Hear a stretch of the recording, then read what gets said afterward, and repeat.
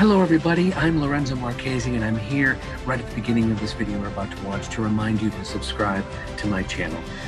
It's very helpful if you do, and also please tell your friends, your family members, and share it if you can. Love to hear your comments and feedback, but just want to make sure you subscribe.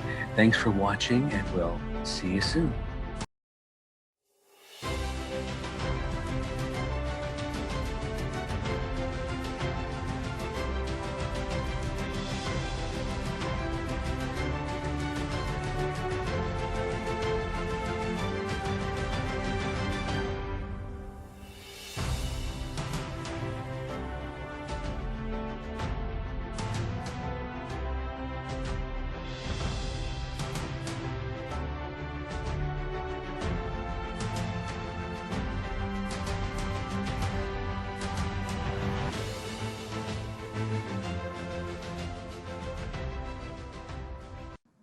Hello, everybody, and welcome back to another episode of the Geek Authority Show. I'm your host, Lorenzo Marchessi, and this is the show where I get to talk to many creative and talented people, be they artists, magicians, cosplayers, authors, all kinds of behind-the-scenes directors, writers, producers, showrunners, all that kind of creative talent that it takes to make entertainment today. Today, I have a very, very special guest. She's a longtime friend. I've seen her perform on stage, on camera. She's talented, as you can see. She's beautiful, and I tell you, the range of her talents is phenomenal. And her name is Cynthia Beckert. And welcome, Cynthia. Thank you so much for doing this. Great to be here, Lorenzo. I'm going to take my focus from direct to the camera to that zoom focus. Okay. I love to see your lovely face. Oh, thank you, and Michael and I say hello, of course. So anyway, so let's start at the very beginning. Okay. Very beginning. Where are you? I know I met you in California. You are now Zooming me in Florida. So are you a native of either? No, I'm a native of New Orleans, I suppose, would be the first, You were Louisiana. born in New Orleans. Lafayette. No, I was born in Mobile, Alabama. My parents lived on Dauphin Island. My dad was working on his graduate degree. And it's this tiny little island. They had, I think, one stoplight, if even that. And Still? They have one stoplight? It's expanded some, but it got pretty beat up after Hurricane Camille. So that was right after I was born. But my mother had to make an appointment with the obstetrician to give birth because there's no hospital and you have to like drive an hour and a half, to the mainland. And I remember the story is the doctor had to induce labor because he was a jazz musician and he had a gig that night. And so he wanted to make sure he got me out in time that he could go play his gig. So that's Wow. the vibe down there in the bayou. Wow. And so you were raised in New Orleans? Yes, in Lafayette and New Orleans. And So when did that bug get you? That theater bug, that music bug? I think I always loved to dress up. My mom was very supportive in that, and she could sew, and she made me costumes. And I had all the Disney musicals, the LPs with the big picture books. You will know it is time to turn the page when Tinkerbell waves her magic wand like this. So I credit Disney with the bug. I got sprinkled with a little pixie dust, and I just loved performing. I loved watching the Disney shows, and they were musicals, and I would learn all the songs, and I would dress up like Cinderella, and I would act out the whole album. My favorite was Robin Hood, but I could never decide if I wanted to be Maid Marian in the pretty costume or if I wanted to be Robin Hood and do the sword fighting. So I would play all the roles basically, and that's where I learned my British accents for the theater. Was Robin Hood. Really? Very cool. So as a kid, you're dressing up and all this stuff. Did you get into grade school or high school and then get on stage or audition or? Just the opportunity. I sang with choirs from a very early age. I loved performing. I loved singing, but I loved being with a group. And choir was available. Ballet. and jazz. You know, I can remember being like 4 years old in my very first tap class, and I still remember part of the routine, and I still have the costume that my mom made. We danced to Stars and Stripes Forever, and it was shuffle, flat ball, change, full of flat ball, change, da da da da da da da da da da. So I can remember this from like You, age 4. you still have that costume? Yeah, I mean it's tiny, but yeah, I kept it Okay. for. You know, there are a lot of things I can still fit into, but not that costume. Okay. Um, Okay. So, do you remember your first production, your first play you were in? I remember the first play, but the first time I was on stage that I knew I was in it for life. This was with a dance performance in New Orleans with I was in a civic ballet company, and I guess I must have been like sixth grade. And we would have a review, a big dance concert every year, but every 3 years, we would have it at the New Orleans Center for the Performing Arts, which was where all the luminaries performed.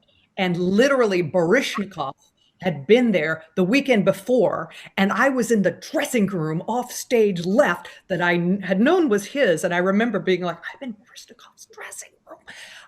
But this was a massive theater with, you know, huge fly systems, and it seats 1,000 people, and the production values were just insane.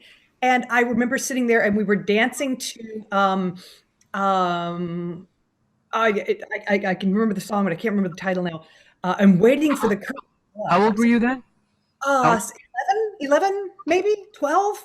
wow. And the curtain came up, and all those stage lights hit my face, and I just lit up. I can still remember that moment, and I just chin up to the balcony, and you can see the photographs that my mom took of me, like everybody else is like doing their number, and I'm like, da, da, da.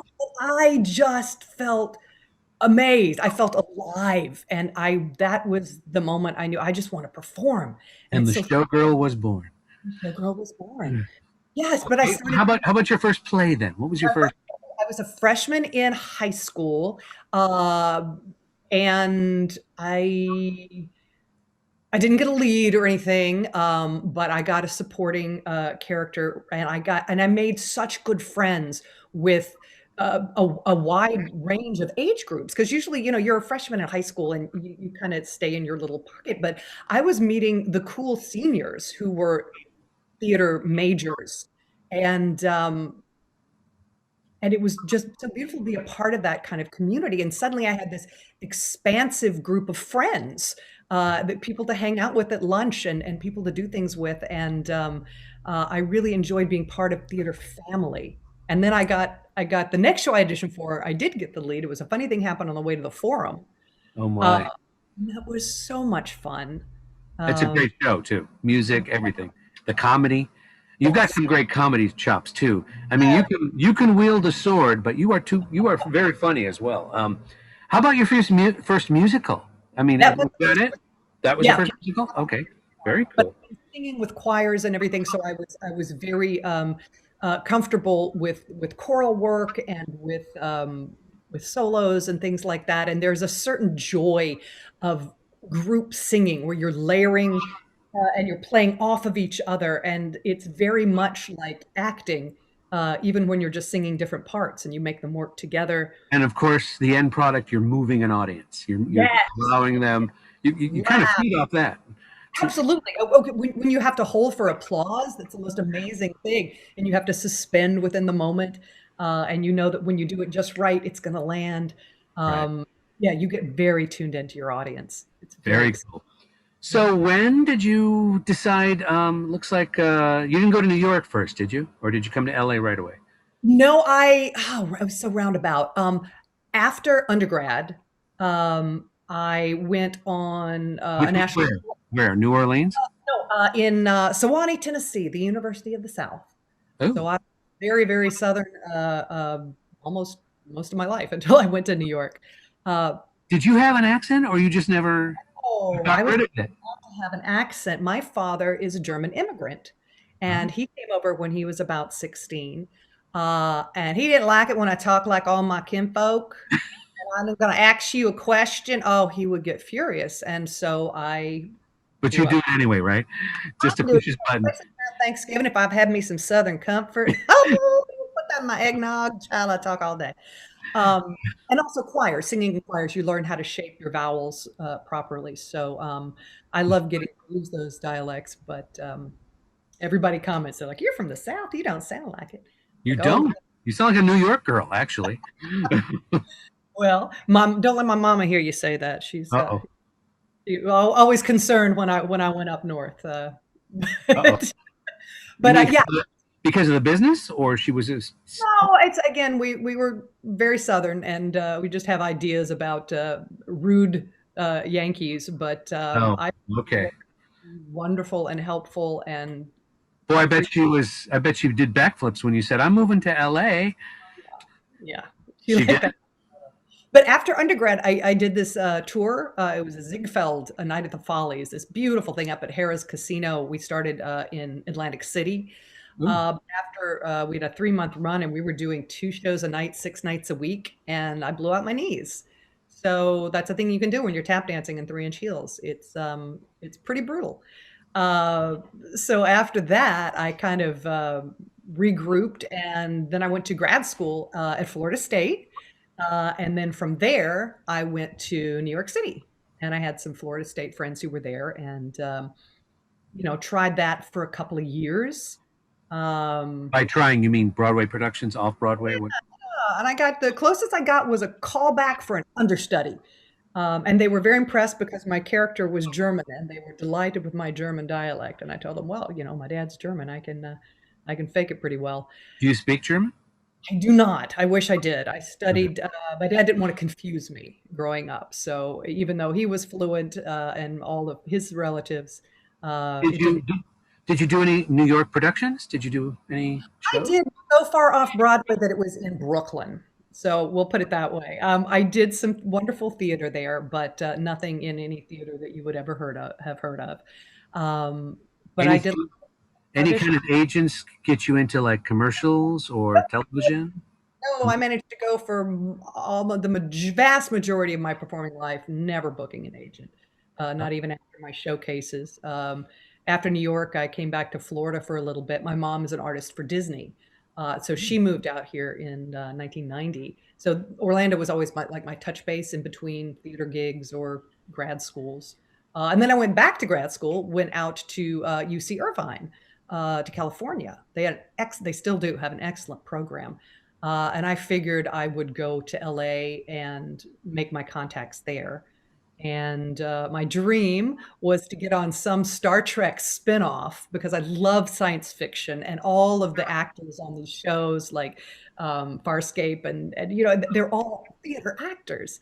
And I Right. wanted some wonderful alien in blue makeup and prosthetics and have fun and go into syndication and make millions of dollars and just like go to conventions and hang out with fans, and then be famous enough that I would do Shakespeare anywhere I wanted to, because people are always want to hire a TV star to be in their Shakespeare productions. And Shakespeare is my first true love. So that was my plan. But I Okay. came to LA and graduated with my second master's degree just in time for the writer's strike and the actor's strike and the death of scripted television and the rise of reality. So that I'm not, I'm not a big fan of reality television, but produced a but lot. I when made you my did that, did you had an agent when you came to LA or no? No, no, I never managed to book an agent. Wow, No. Yeah, yeah. It, interesting.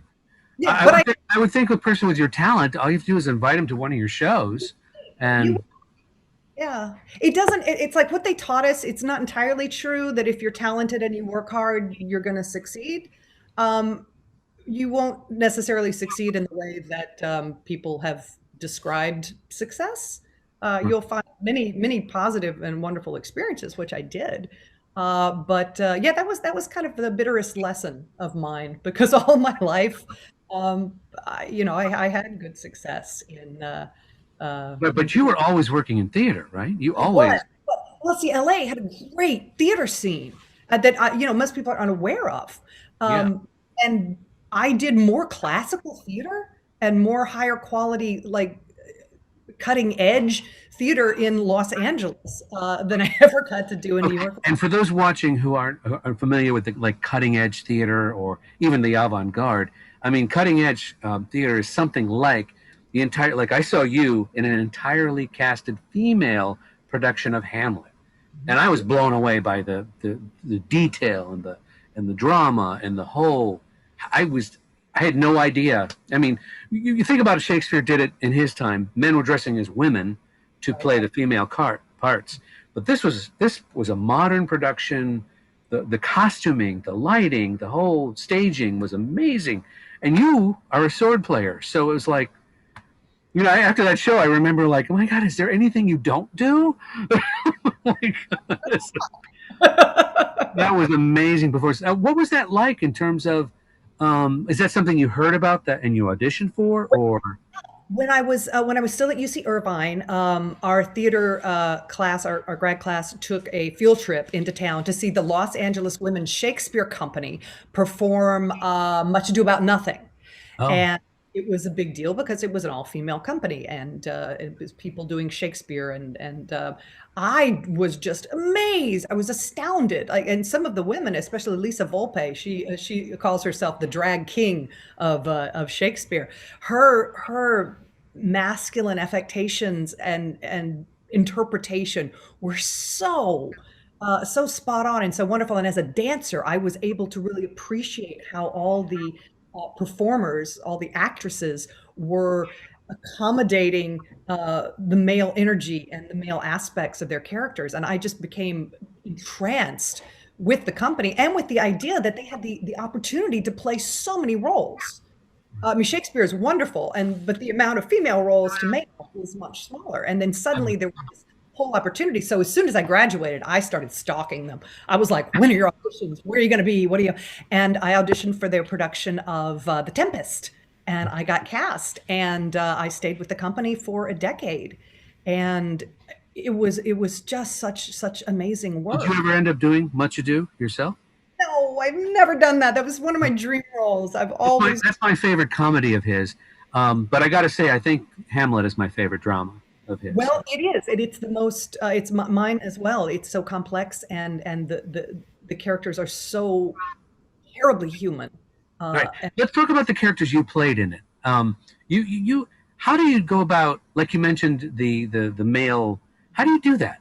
I mean, A lot of it is physical and a lot of it is psychological. We would have workshops within the company where we would learn how to move, how to walk, but also how to think and how to take up space. And we did this one exercise, which was amazing, where we started in the womb, and then you're birthed, and then you hear people praising you. Oh, my son, that's my boy. He's my, the apple of his mother's eye. And so we would go through this growth process where you hear the world is yours. You can do anything you want. This is your space. This is and you realize how much as a woman in our society, you don't hear that growing up. And right. you don't realize what you don't know until when you say, like, some women would argue that getting into a man's head wouldn't take a lot of effort. And I'm a guy, and I said that, so. There is that sense of just entitlement of you don't even think about it. You just own this space. This is my space. My opinion matters. People will listen to me. I don't have to raise my voice. I don't have to do anything extra. I expect to be listened to. And then you add on top of that, if you're playing a character of royalty or someone of status, then it's even more so. You don't even have to look to the person. You put your hand out and then the wine goblet appears. Right. And then the makeup and costuming help with that as well? A lot. And, you'll stick a sock in your tights if you need that extra reminder, because there are physical attributes. But when you put on boots and you strap on a sword, and you've got those padded shoulders and a doublet, you start to move differently. And there I am. Yeah. I love me some pumpkin pants. Oh, I want to put that back in as a fashion. What are they called? What are those called? Pumpkin pants. Pumpkin, like pumpkin? They look like pumpkins, yeah. This was in the style in the Elizabethan age. You'll see Lisa Volpe playing Hamlet in black. She has knee pants that go down to the knees. That was the older fashion. But then the pants got shorter. During Elizabeth's time, they were celebrating more of the feminine shape because the monarch was feminine. And so people started dressing, the men started dressing more like Elizabeth with these tailored um, bodices, nice and tight. And then in time of Henry, everything was voluminous. And then it was tight. And then these puffy, sort of to emphasize the hips, because Elizabeth was a woman and she had the big bum roll, we call them. And so the men's fashion started to adapt to the monarch, which is just fascinating. That's another part of like costume history that just But blows weren't my. corsets all the time? Of Women with course, corsets? women, yeah, well, they were built in, and many men, to keep a nice figure. A man would wear a corset, especially if he's getting a little dumpy in the midsection, and you Really? want I to. didn't know. Oh yes, Oh, men were. wow. Because, I watched The Crown and I saw how many times the Queen was, sashayed into that. Yeah, It's like, can I breathe, please? Anyway. it Um, your entire performance. Yeah. wow. Okay, so you got out of college. You were in LA. You did lots and lots and lots of theater. Were you kind of like, were you, how do I say this?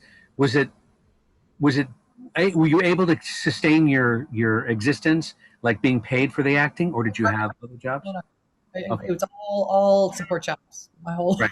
And I'm being delicate about it because I'd like people to know that you really have to have that income to keep the rent and all that stuff while doing your craft or learning your Most thing. actors that you see doing wonderful work are doing it on top of a 40 or 50-hour paycheck work week. And then they're doing 60 hours of rehearsals and performance out of love. Right. Uh, Passion. so, yeah. Passion. And occasionally, yeah, if you book a national commercial, you get a regular recurring, those day spots as a union actor. I remember I booked something and it was like $950 and I had one line and that was just my day rate. And I was like, I haven't made that much money in theater. But did In that encourage you to do more of that, or you just kind of? That's obviously that's what everybody. If you're in LA, that's the center of it. And people are like, "Oh, didn't you want to do TV?" I'm like, "Yes, I wanted to do TV. I auditioned for TV, but I didn't book TV." Right. We're always out there trying. So you actually got a job without an agent with that because you mentioned you never. You can self-submit. There are all sorts of websites where you can put your, and especially for small lines, we call them under five lines. Right. And it seemed like I booked three of those in a row and I submitted and auditioned and booked. And I was like, this is great. I've got three and three track record. And then I did find an agent, but they wanted to submit me according to my age on my driver's license as opposed to the age I could play. Oh, And I had brown hair and they were submitting me for, I guess, more ethnically diverse characters, which was great, but I couldn't realistically play them. And so it seemed like the things that my agent was sending me for, they didn't know me as well as I knew me. do And you the want to thing, do you want to address a little bit of the ageism factor for yeah. not only for everybody, and then of course for women? I think there's less roles for women versus the male part. Well, I mean, that was the case for a lot of years. It still is. We're certainly moving forward in a better direction. I find that with more female writers and producers, Director. um, there are more and directors, and they're just female helmed productions now, where they create the whole show, and most of the characters are female. It's been so exciting. Like I just remember watching Scandal with Olivia Pope, and yeah, we're watching every scene. If there were three characters, two of them were women. If there were two characters in the scene, they were probably both women. And at least one of them was a woman of color. So it became very exciting. But no, back in the day, and still now for the most part, ageism is huge because a lot of the people who are writing are younger. And I noticed, like with the Fringe Festival here in Orlando, all the new works that are being generated by white males in their mid 20s to 30s, and they seem to write about white males in their mid 20s to 30s. Do you think that's because there's not more female writers, or they're just not being I seen? think, I think that was a lot of the challenge before. I mean, there's certainly vast improvements in getting women's voices out there with play festivals and film festivals. But it is You yourself, you're a director for your company. Yeah, I have been directing with Mad Cow Theater here in Orlando. They've been doing wonderful things since the pandemic. We do online Zoom performances. We have the second annual Women's Voices Play Festival that's coming up, and I'm reading scripts for that. And so they actively seek out scripts by female writers and female writers of color, and we cast it with women. It's directed by women. It's produced by women, and it's just wonderful to see so many women in active roles. And I look at like theater, like half of the artistic directors are female. Now you Right. don't see that much in the film world because there's more money at stake. And Right. so And money, I think recently in terms of theater, especially in the Broadway scene, like Hamilton has opened up a lot of doors where you can interracially cast, George Washington, a black man, and people accept that. And a lot more people are doing cross-gendered casting. Like I'm submitting for theaters this summer and like main roles like Malvolio in 12th Night. They're like gender open to either gender. right. The Tempest, it'll be Prospero or Prospera, whichever actor we happen to, like. And some of them will actively say, a lot of the summer Shakespeare's will like, we're doing Hamlet. Hamlet and Laertes will be female, playing men.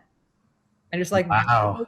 just like that's how we're going to do it, which is very exciting. But you have to actively do that, and it has to be seen as uh, an okay thing. I think more Right. about people would be like disturbed if they saw, oh, why is there a woman Right. playing Hamlet? But And nowadays, and without getting too, what, Florida is pretty much a conservative state. So very things like but is Orlando, any place where you have the performing arts, they're more open-minded. People who come to the theater already come open to seeing new ideas and to suspending their disbelief. You're going to go to a musical, people are going to burst into song, and you expect and again, without being obvious, having the kind of rainbow mentality of diversity absolutely. is you're saying is accepted in. Much so, and especially in the pockets of like Orlando, where there's a lot of creativity and a lot of performance with the theme parks and with the being a cultural center. A lot of theater happening here, but also down in Miami and Palm Springs and Palm Beach. Which, Palm Springs, I have Palm Springs. there is that, but then a lot of people don't go to the theater. Right. People are open to these ideas, and the more they get exposed to them, the more acceptable it becomes, and the more eager the audience becomes to see these alternate kinds of casting. Yeah, and it sounds like the trend is you're not casting based on gender or age. I'm assuming you're casting on best for the role, most talented for the position. Got the nailed the intricacies of the character. Yeah. So The nice thing about, we're talking about ageism, the nice thing about theater is you tend to be 40 feet away from your audience. So if you're older, you can, if you have the physicality of a younger person, you can believably play that, and people will want to cast someone older because they have more experience. right. And You think that's true though? Because I think sometimes they look at people that are older like they may be set in their ways in terms well, of. I have, and I can't know for sure, but I have had some experiences with some theaters that I've known the people who run them for like 30 years. So they know how old I technically am. And Mhm. they only call me in for my age plus 10 years. So like I'm in a different category altogether. Like I show up and everybody's in sensible shoes and gray haired. And I'm like, I mean, I'm happy that it's a great role, but I just find it odd that I'm there. Um, so that sometimes is the case, And but you say that because of the way you look? Is that what you're saying, or no? I don't know. I feel like it's the way, it's because some people know how old I am, and so they're not willing to cast me as old as I look. Does that Right. make sense? They have a number in their head, and they They have go, an yeah, they have an image of that number. what boy, she should play this, 35-year-old. But at another theater, I get cast, 35. I played 35 since I was 17. Like that was my age that I always read as. And I'm just now starting to transition out of that. But the upside is there are so many more interesting roles for women of a certain age Okay. because there are more female writers and there are more female producers, and people are actively looking for these characters because these are the people, this is the demographic for the theater. These Right. are people who have been coming to the theater and they want to see themselves. Like, I'm tired of seeing, Right. But isn't the general doesn't the general public kind of have the what's the word, the fantasy or the unrealistic kind of thought that, well, you're an actor, you can play Annie or you can play Driving Miss Daisy, right? you can. I could believably play Annie. I'd be a little tall, and I could very convincingly play Miss Daisy. But then I don't want to take a role away from an 80-year-old actress because Oh, how many roles are there for an 80-year-old actress? And I don't think that's fair. Uh, there are a lot of roles for younger actresses, so I don't feel bad aging down. But I have lost out roles that were for characters that were grandmothers, and they give it to a 30-year-old and they put her in age makeup, and I'm like, okay, that's an interesting choice. I know several other actresses who are that age that would be wonderful in that role. So, but were they at the audition? Did they see them as well, they performers? saw me. That's a good point too. Yeah. That's a good point too. Yeah, Yeah, people. and a lot of people, I don't know if a lot of the older actresses don't feel like, well, why should I go? They're going to think I'm 100 years old instead of 80 or whatever. But anyway, okay. So, at what point did you drive across the country to go back to Florida? Never driven across the country. Okay. So car trips. So I was in LA for, gosh, almost 20 years. Yeah. And although it never really felt like home because I was always scrambling. I mean, the rent is so high. The support jobs paid so little. And I never did land that fabulous Star Trek spinoff. Um, so I was looking to leave LA, but I didn't have anywhere else to go. And moving is, you gotta go somewhere. You're gonna have to pay rent. You have to have first and last month's deposit and pay to move your stuff. And I was like, well, I want to leave, but I need something to leave for. And I kept thinking about the kind of theater I wanted to do. I wanted to do stuff, interesting stuff with mask work and do physical theater. And then I got this call from a friend of mine that I'd done Shakespeare with, and she is Indian and does Indian classical dance, and she had been hired to choreograph a new show for Disney World Animal Kingdom that had Indian dance in it. And they needed tall performers because the show was going to be out on the lagoon and people needed to be tall. And she could not find anyone tall to do this sort of theatrical movement and Indian dance.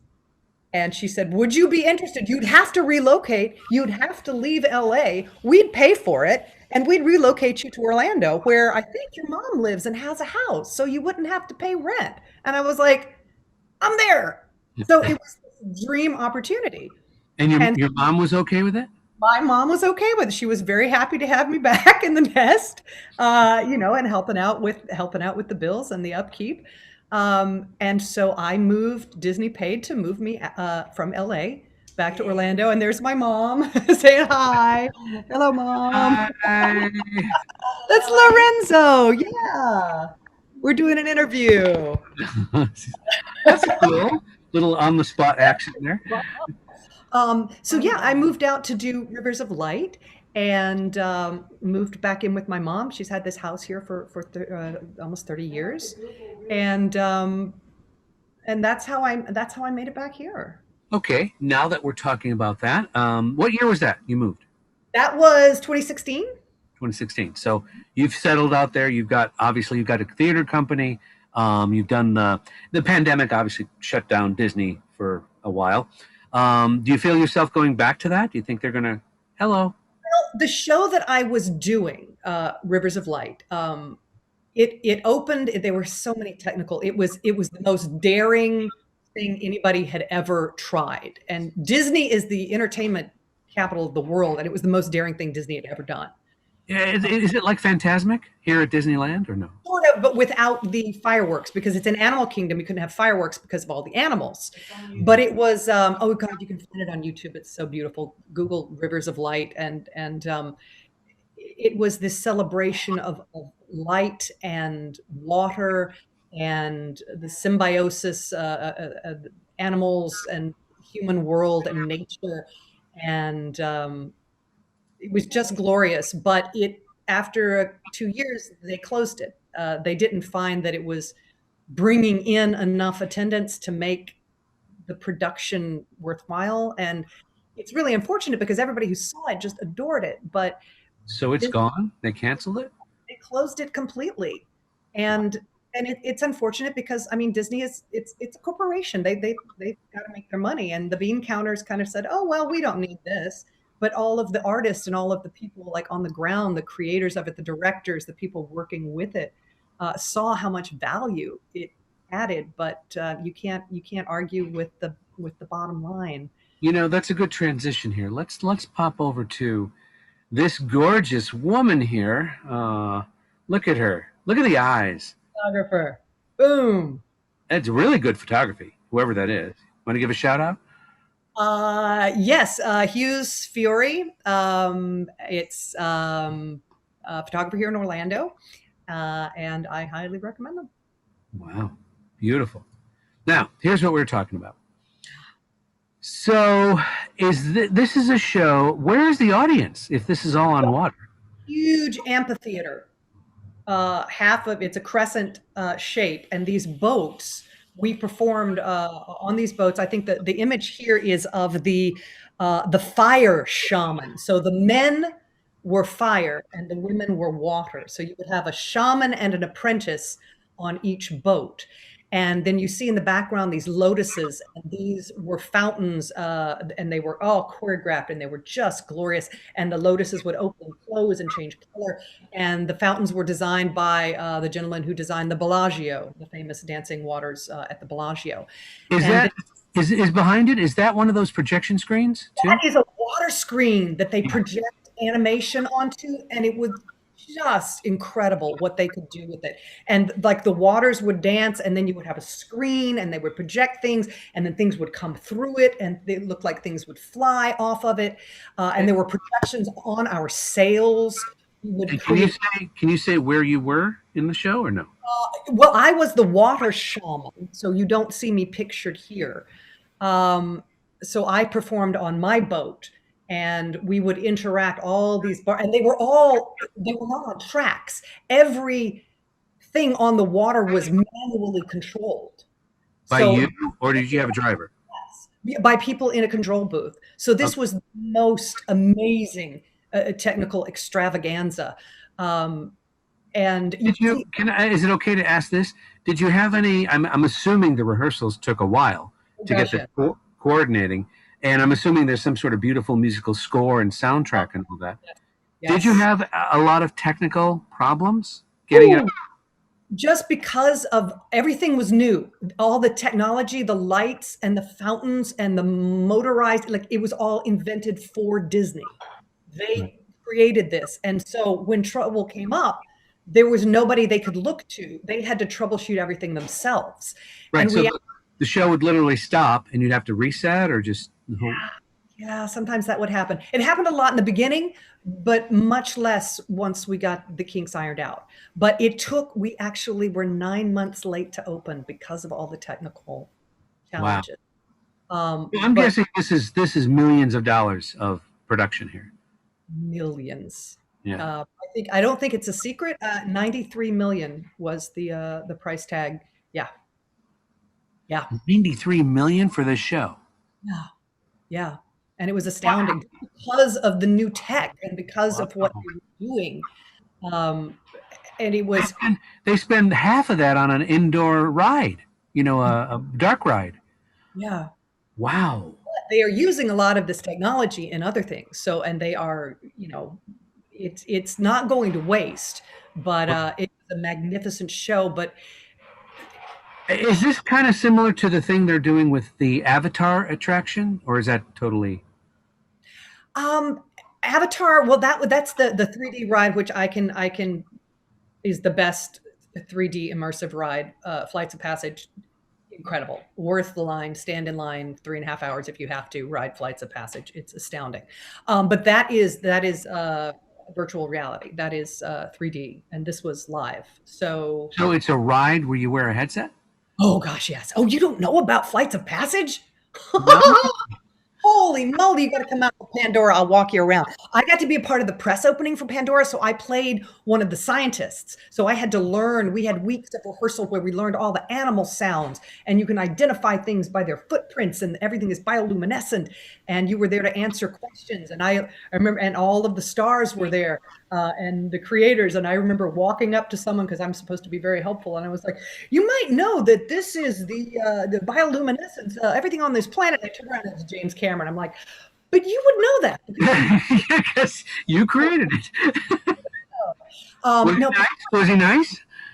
oh God, so nice, so nice, and Okay. it just it's a beautiful. Pandora is an amazing experience, and We'll pop back. Okay. So that experience in itself, you've got the cast there. You said so. Zoe was there. Sigourney Weaver.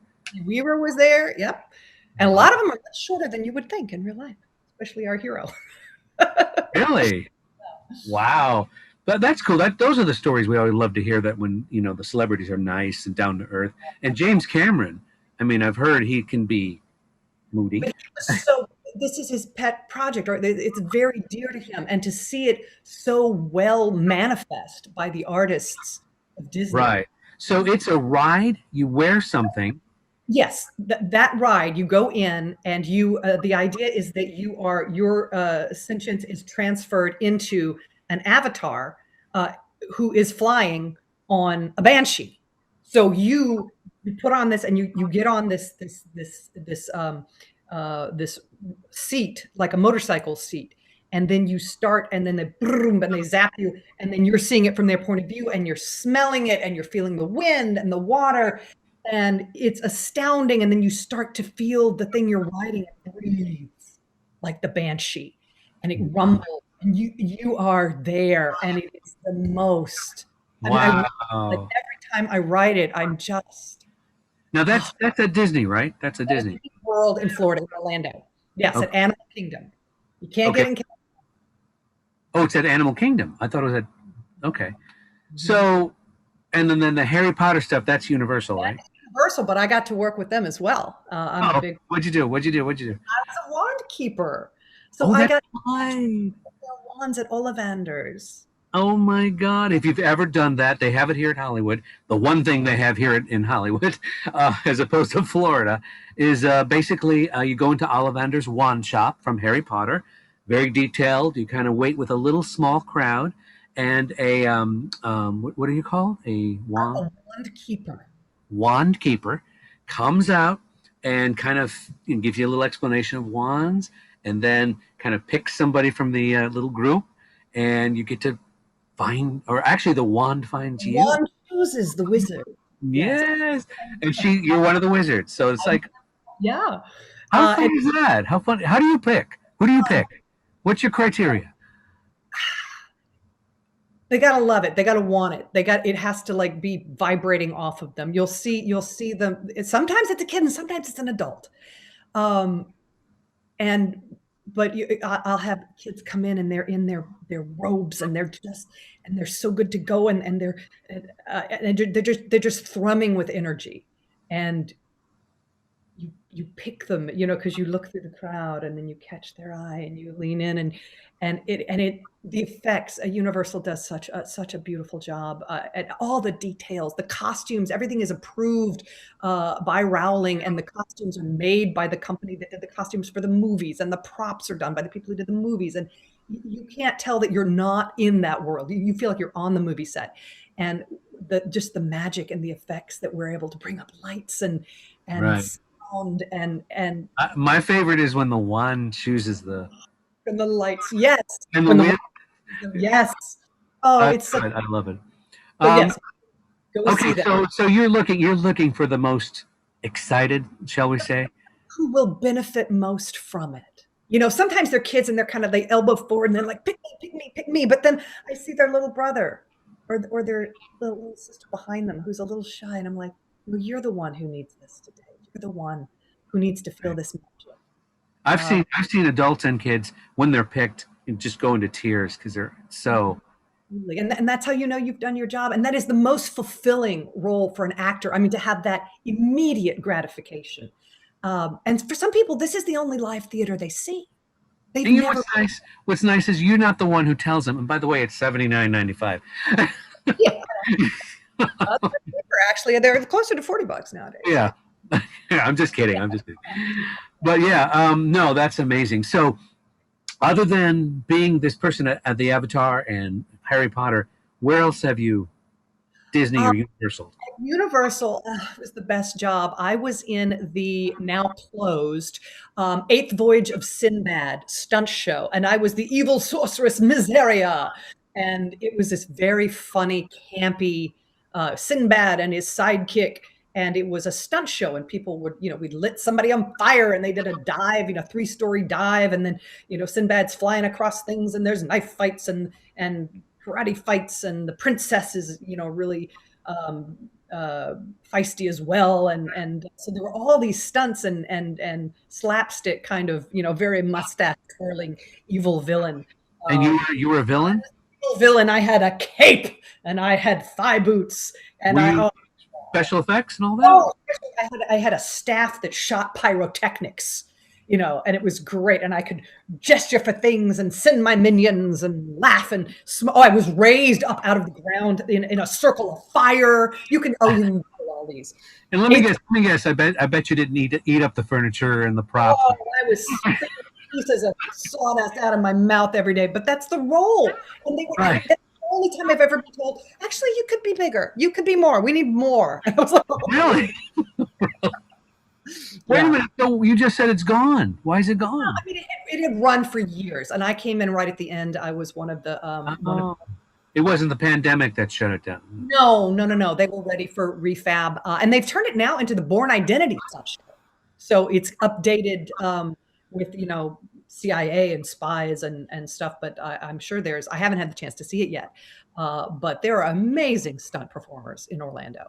And I didn't know you did stunts. You do stunts? No, this is the one non-stunt role in the whole show. I would get an extra bump because I was dealing with pyrotechnics. Right. But all I had to do was make sure I stood in the right place so that people could fly around me. Wow. Very cool. So, wow. So wow. Okay. What do I say? Wow. Okay. Let's go back. Now that you got me all excited.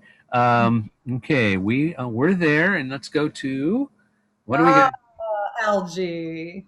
So what do we got? What are you doing here? Algernon from The Importance of Being Earnest, the famous Oscar Wilde play. This was one of the only non-Shakespeare productions that I did with the LA Women's Shakespeare Company. And I played Algernon, who basically embodies Oscar Wilde for this play. I remember. How would you describe the role? Oh, just so playful and just champagne and finger sandwiches and gossip. And one of my favorite lines of Algernon's was, "My dear young man, one should never joke about proposing. Why, one may be accepted."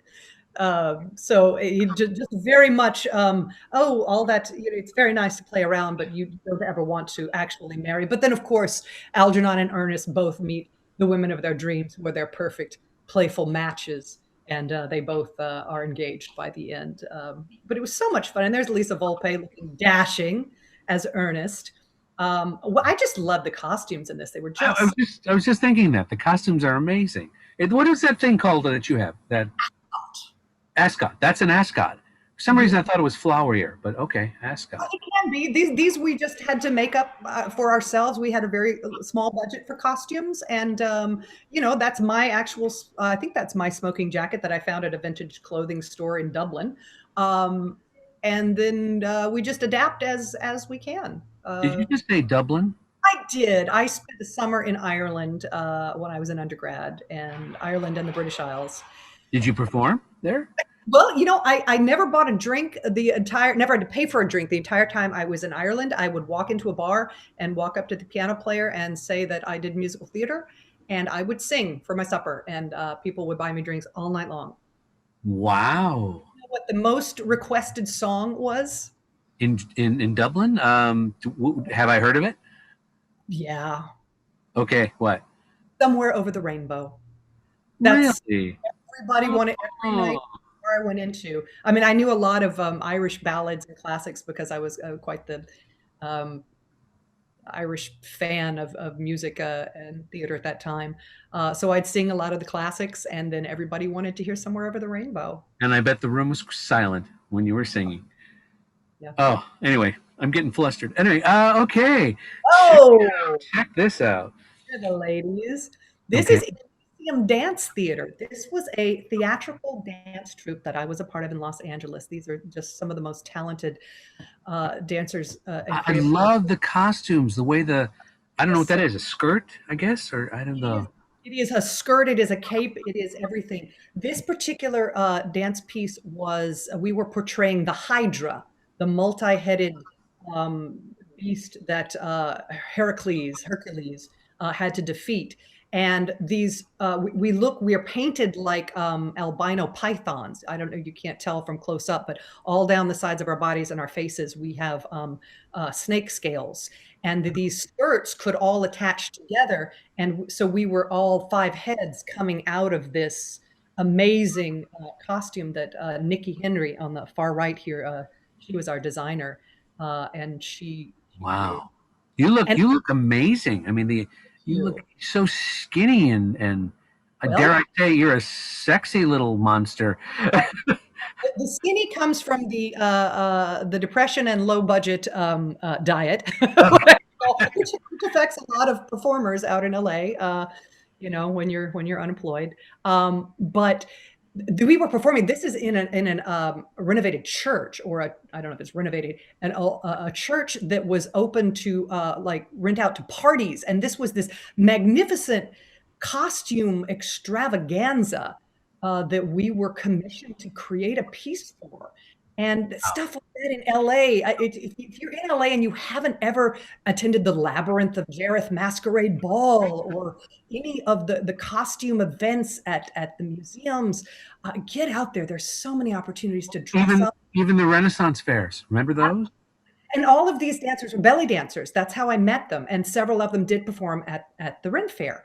Right. And so this became, we were elements of Middle Eastern dance, but with elements of modern ballet and Wow. hip. And, we created theatrical movement. And I just love being a part of that. Here's some more movement. That's, yes, my sword play. Ha ha. This is I like as far as I'm concerned, this is your most It is. wonderful and best. I mean, I haven't seen everything you've done, but what I've seen, this is absolutely my favorite. I think we saw it twice too. That's how I good it was. saw Hamlet, actually. I was Laertes in this, and Lisa Vol played Hamlet, but I was the Hamlet understudy, and I got one performance. And we So, saw that show and we saw this show. yes. So I So I mean, had to go to both sides of the sword fight as right. Laertes and as Hamlet. How That was it as an actor? Let's talk about that. How do you? I mean, obviously you got to know the lines of both parts. So, yes. it's Shakespeare. So for those who don't know, Shakespeare's not the easiest to say or memorize or all of that. How did you do that? And one day you're doing this, and the next day you're doing that. How? It starts with just every moment of every day I was learning lines. I had a Really? part-time job in a toy store.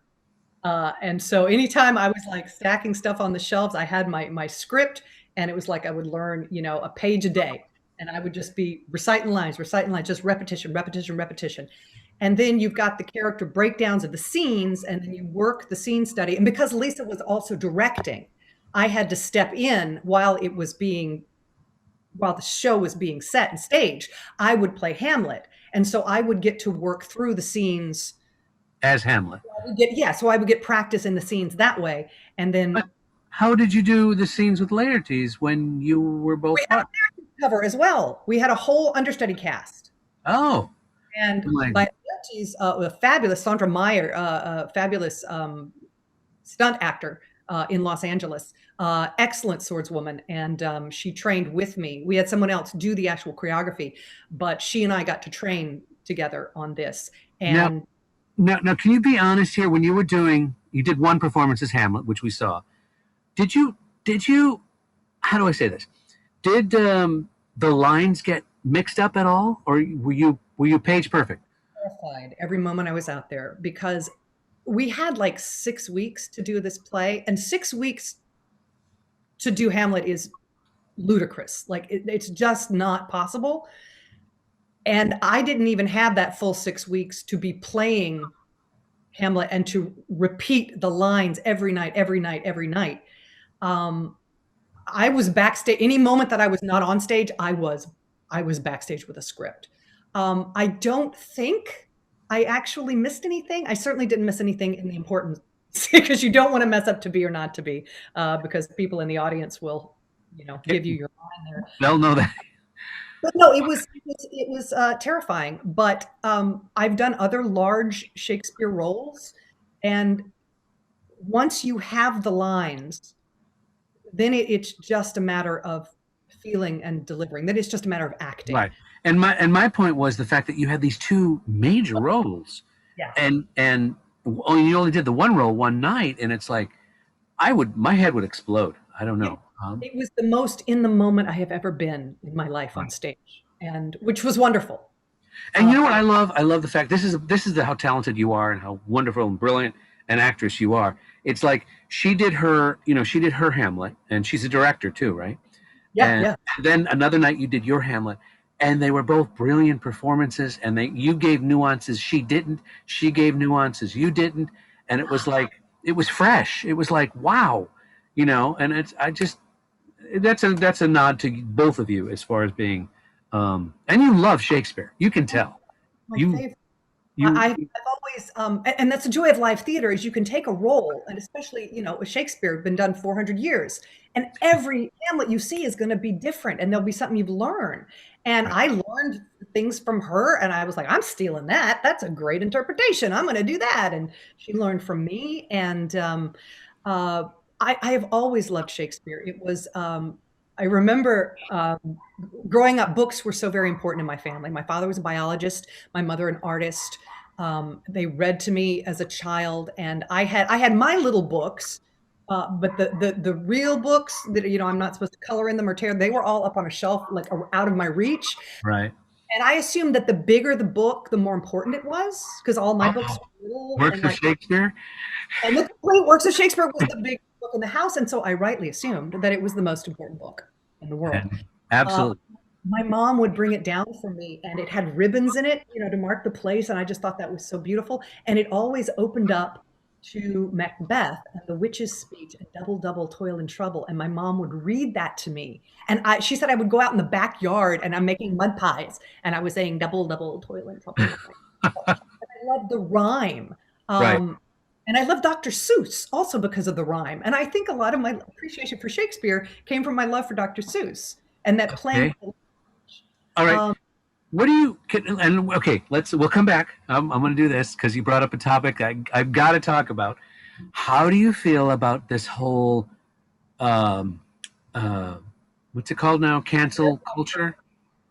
Made up How do culture. you how do you feel about this? Now I get the idea, the concept of, telling your kids, this is probably inappropriate, but don't you think it's bad taking this all away from literary things, taken away from kids, instead of sitting down with your children and saying, you know what, Dr. Seuss wrote this, but today it might be a little bit more, Not every parent's going to do that. yeah, and It's just fine that there is a very stereotypical depiction of an Asian person who is not on equal footing with the other characters in the story. And I grew up with all this, and I grew up with Song of the South with Disney, and I grew up in the South. And this and was the wait a minute, are you a hater of people of color? Are you a hater of Asians? Did you go out and make trouble because of these books or these movies? no, but a lot of people did. And I think Really? because Really? it depicted, it said, it's okay. Or, oh, it's a happy slave. He loves being there. Look at, he's going to tell us stories. Uncle Remus, aren't you just happy to be here serving the white people? And I was like, oh, that was great. Slavery was not a big deal. Look how happy they were. What are all these African Americans getting upset about? They didn't have it that bad, because I Right. see that. And when you say it that way, I definitely can see that point and would agree with that. But at the same time, people like Whoopi Goldberg and Samuel Jackson are saying it's part of, it was made at a time when clearly we had issues, racial issues, and didn't quite, know what stereotyping was. But they're also part of our culture. I mean, two Academy Award winning songs came from that movie, and yet we can't show it because we are ashamed that we were bad people at one point. Now, like I said, Whoopi Goldberg wanted out. You can still have access to it. You can still, find it. Disney. Market. Well, I think it was a good idea that they did it. I mean, I'm white and I'm about as privileged as they come. I've never had to experience. I've dealt with my share of misogyny, but I can't imagine what that must be like to see yourself, to only see images of yourself growing up in movies depicting slaves or people who were discounted by society or regarded as less than or regarded as a joke. I look back at my 80s movies that I love so much, and 16 Candles with Long Duck Dong. I mean, it was hilarious. We're making fun of this Asian guy because he talks funny and he can't speak English. Oh, and it's hilarious. His name is Dong, and that sounds like a 14-year-old boy joke. It's not. I mean, it was funny because it was made by white people for white people, but I don't think it was funny to those people. Yeah. You really we have to expand our empathy. It makes me think of, because you mentioned you're a Star Trek fan.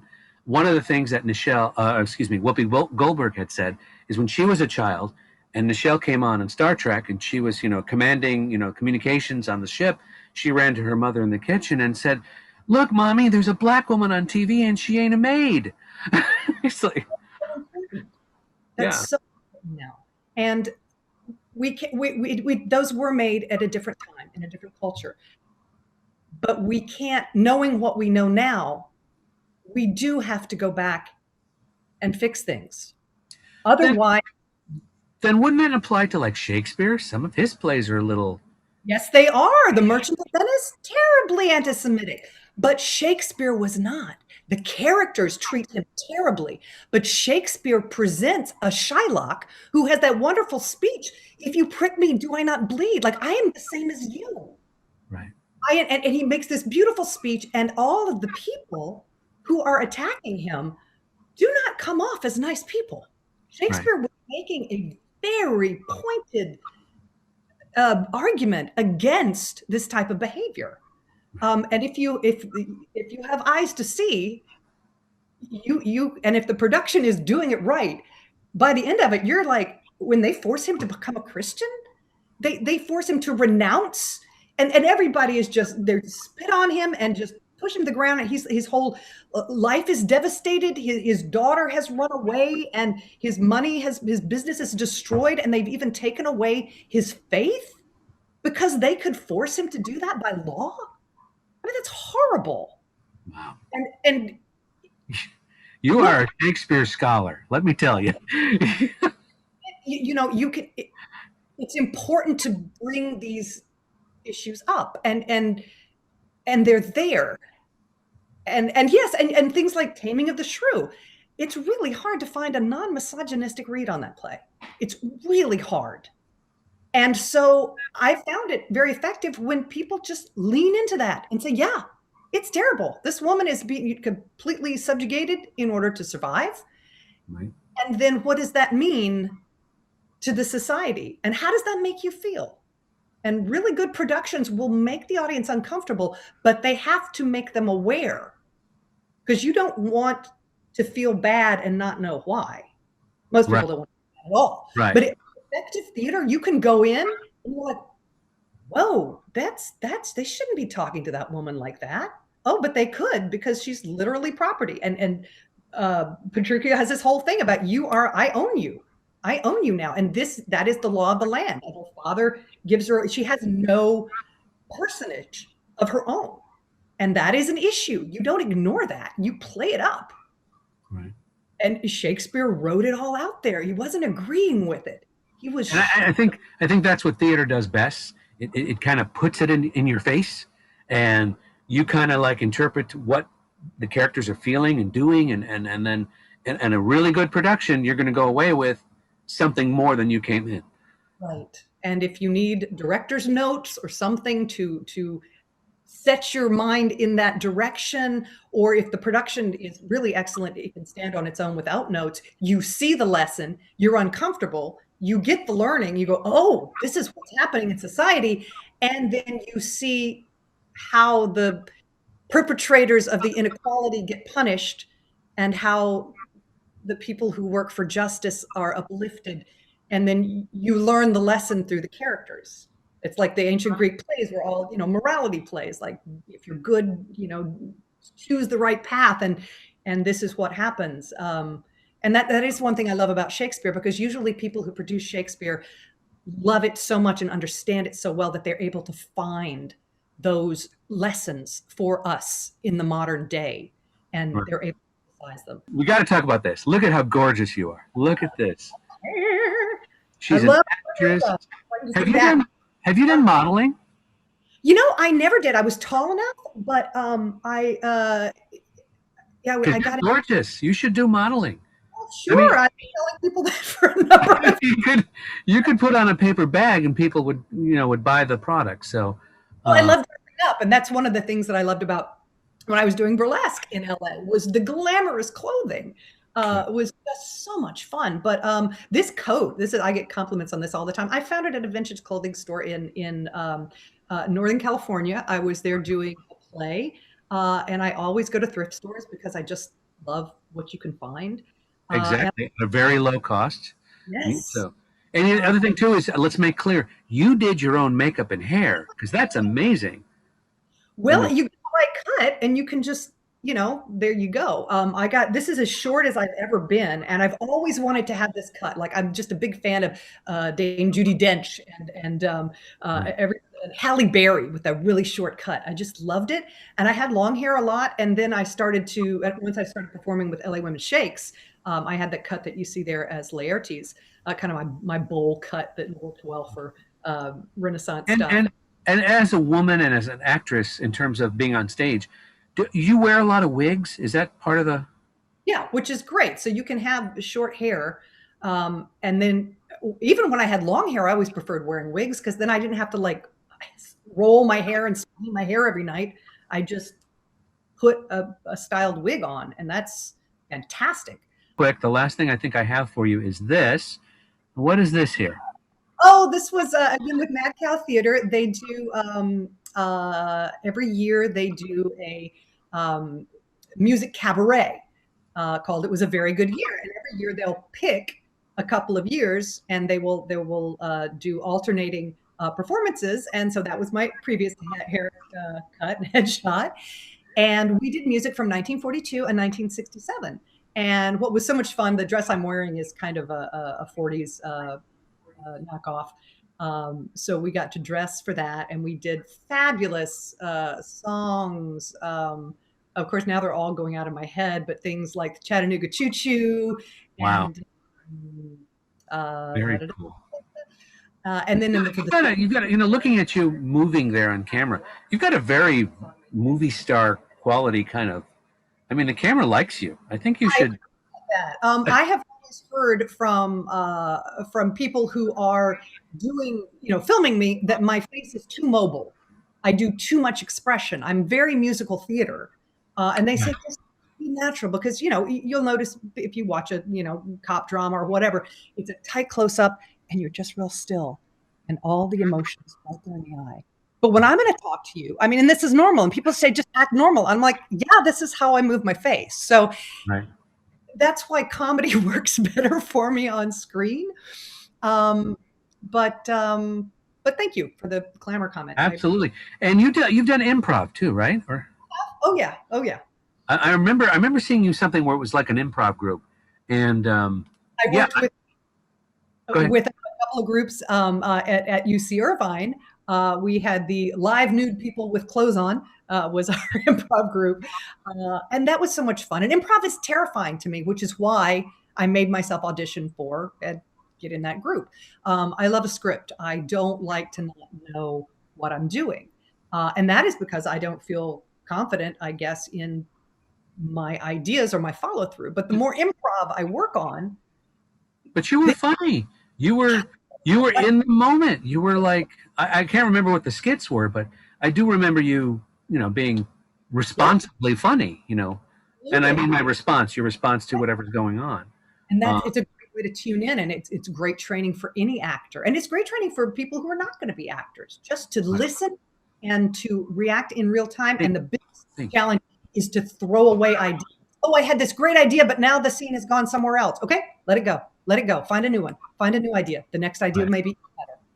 And in a good improv group, it's like watching a great tennis match, because somebody's smacking it, and then the other one's like smacking it back, and then you're basically feeding off each other. And in the meantime, us as the audience is like, oh my God, this is too funny to be real. Right. And then we come up to you. We go up to you after the show and go, "Did you wrote this, right?" No. It's like enough of an idea, and it's something that we did when I was working. I did the press opening for Pandora. We learned a lot about the world of Pandora, and we were playing the eco-tourist scientists. And we had a script, so I had to learn about things, but then I would interact with people improvisationally. And I had a character, and I had a background, and I had a lot of information. And I would strike up conversations with people, and they would ask me questions, and I would be able to answer from the body of knowledge that I had previously rehearsed. But improv is so helpful when somebody goes up, you forget a line. Let's explain to people how do you describe improv? What is improvisation? Improvisation is unscripted theatrical interaction. That would be my definition. I've never heard that before, and it's perfect. It's letter perfect. Yeah, because you're interacting in a scene. You're not playing yourself. You're usually in a situation. Like they'll say, "Give us a suggestion." What's a job and description, and what's a place and what's an activity. But you interact, and you don't know what's coming. You don't know what's coming, and it's all listening. It's all response. And in some ways, if you're doing it well, it takes the pressure off you, because you don't have to create anything. All you have to do is respond. Right. Like you'll start it though. Someone has to start it. Yes. But once you have that first thing, then it's just follow, and very exciting. Okay. I think we've covered pretty much everything about you and your fabulous career and talents and wonderfulness. So I do these kind of little quick questions for everybody that I talk to. So if you had to say, and don't think too much, but the first thing that comes to your head, what would you say is your favorite movie of Star all Wars. time? Because it was so influential to me. Episode 4. Right. Oh, I call it Star Wars. I don't call it episode anything. It's called Star Wars. Okay, wow. How about your favorite theatrical musical? Chess. Really? Wow. Very cool. Okay, I think you've said this, but how about your favorite Shakespeare play? To watch or to be in? Because I think Midsummer. To enjoy. Midsummer. That's my favorite comedy. Or Mackers. Maybe. We could be here a while, folks. Okay. I think Macbeth is the most perfect, tightly. It's just such a good production. It's short. It's to the point. It's got action. I love the language. I know most of it by heart because I've been in it so many times. So it's very satisfying to enjoy. Midsummer is harder to mess up, so I enjoy that. What else? Okay. So how about let's say your favorite television show currently? Currently, The Great. I'm enjoying that immensely. The Great. It's a comedy about Catherine the Great. And it's sort of like a combination of The Tudors with, I don't even know, Tina Fey kind of immediate. Is this a BBC thing on Netflix? No, or? Hulu right now, but it is period, and I guess they're filming it in Russia because these sets are just outstanding. But it's a very human version of the power play within the court of Emperor Peter and Catherine, who became known as Catherine the Great. Oh, Enjoy. I okay. love, Bridgerton, anything with costumes and strong female characters Oh, and The colorblind Crown. casting. Love that. The Crown. Are you watching The Crown? No, I didn't get into it. My mother loves it. I know it's sacrilege. I know I there's some. love it. I love it. I mean, this last season about Diana, the second half of it was about Diana. Amazing. If half of it's true, that family's all messed up. Anyway, anyway, sorry, Queen. Whatever. What about your favorite classic television series? Wow. MASH comes to mind. I was young when I watched it. I didn't quite get it, but my dad really liked it, and I came to an appreciation. As I got older, I was like, "Wow, that was some good character work." Um, Absolutely. Great cast, too. yeah. Um, and my favorite is the classic Dick Van Dyke Show. So Oh, yes. I Yeah. literally know every episode, probably line by line, just because I've watched it so much. Well, I loved him because Disney married Poppins and his physicalization, and that's what you get from those actors that were in live theater because they came up from vaudeville, and they were very much physically. But let's not delineate from the fact that he is comic genius. He is smart. He there's nothing I mean, he'll roll over an ottoman or fly on wires. I mean, the guy's he takes risks and he does Yeah, them well. That's just my opinion. So, did you see Mary Poppins Returns? Did you enjoy that?